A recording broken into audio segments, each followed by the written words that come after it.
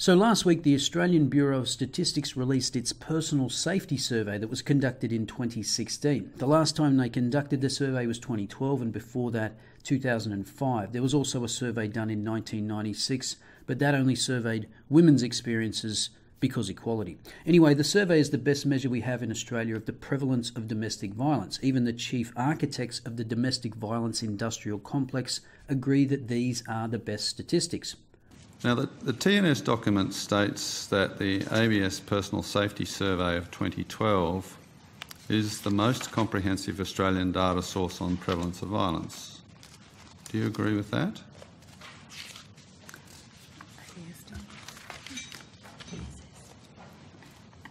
Currently in Australia, yes. But this survey is more than just a survey of domestic violence. It includes experience of any type of violence, including threats of violence, sexual harassment, and stalking. There are over 100 sheets of data, and so it's easy to cherry-pick data to support a particular narrative that's currently popular. But I want to concentrate on comparing the most recent data with prior years to get a sense of whether Australian society is becoming more or less safe. Now, the ABS basically asks two types of questions. The first type asks adults about experiences of violence in their lifetime since the age of 15. And the second type is your experience of violence in the last 12 months. Now, since over a lifetime can include the experiences of an individual who is either 18 or 80, I'm going to stick with the experiences in the last 12 months. So in terms of overall violence, both the percentage of males and females experiencing violence over the past 12 months has been coming down since 2005. Men have seen a reduction of 44% compared to 18% for women, but men are still more likely to have experienced violence or a threat of violence than a woman. And in case you're wondering, threats account for approximately 43% of all incidents in the latest survey. When it comes to intimate partner violence, rates have ticked up slightly for both men and women in the latest report. However, the ABS states that this is not statistically significant. 1.7% of women and 0.8% of men experienced some form of intimate partner violence over the past 12 months.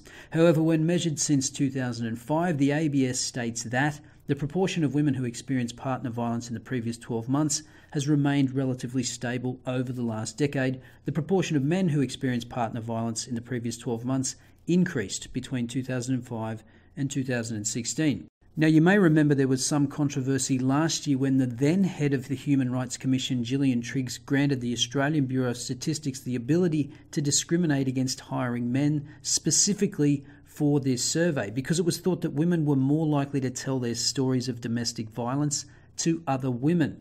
Now, whether that's true or not, who knows? But what is true is that it was actually men that came forward more to report incidents of partner violence than in either of the two previous surveys when compared to women. In fact, men account for 1/3 of all those surveyed that experienced violence from a current or former partner in a cohabitating arrangement in the last 12 months. And when you add in situations where couples were not living together, it rises to over 35%.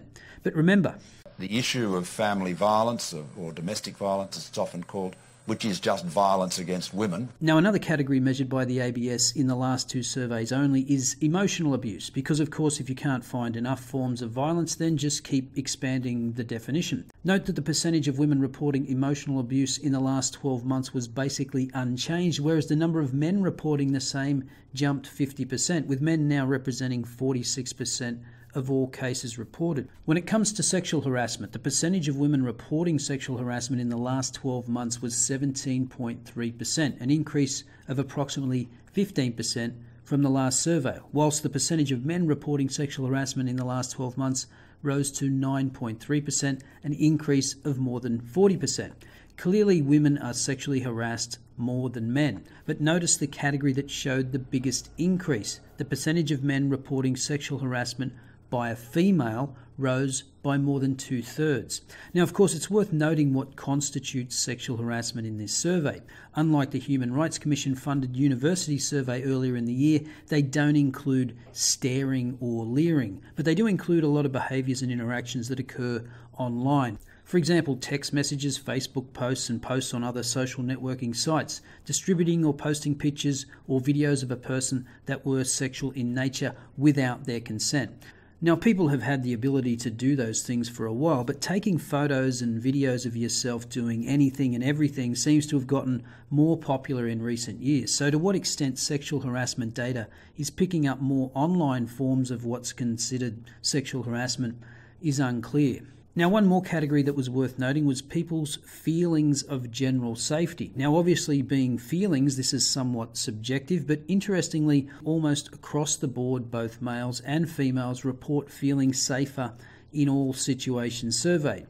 Firstly, when using public transport after dark in the last 12 months, both males and females feel comparatively safer compared to a decade ago. The same finding again shows up when waiting for public transport after dark during the past 12 months. Walking alone after dark shows a slight increase in feeling safe, although none of those changes were deemed statistically significant. And feeling safe at home showed a statistically significant increase for women, but little change for men. So what have we learned from this brief snapshot of the personal safety survey? Well, overall rates of violence experienced by men and women have come down over the past decade. Intimate partner violence is relatively unchanged, although men are becoming an increasing share of victims. Women are slightly more likely to be emotionally abused, although men are catching up. Sexual harassment is on the rise and women are much more likely to be victims, although again, men being sexually harassed by women is the fastest growing category. And again, it's unclear whether the increase in reports of sexual harassment is because of an expanding definition, increased awareness, or an increase in incidents. But again, men are the ones showing a greater increase in reporting such incidents. Now, I suspect this will be an inconvenient finding for people like Gillian Triggs that thought that only having female interviewers would show an increase in the number of women coming forward with reports of domestic violence and harassment. But it appears if there was any effect, it was actually on men. And finally, people are generally feeling safer than they were in 2005, whether that is using public transport, walking home alone after dark, or in their own homes. So overall, the picture of Australia as an oppressively unsafe place for women doesn't really stack up to the evidence.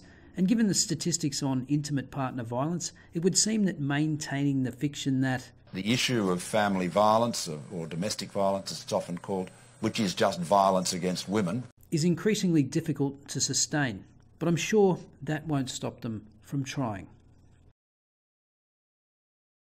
And if you enjoyed this video, don't forget to like, share and subscribe, or even consider supporting the channel via Patreon, PayPal or on Minds.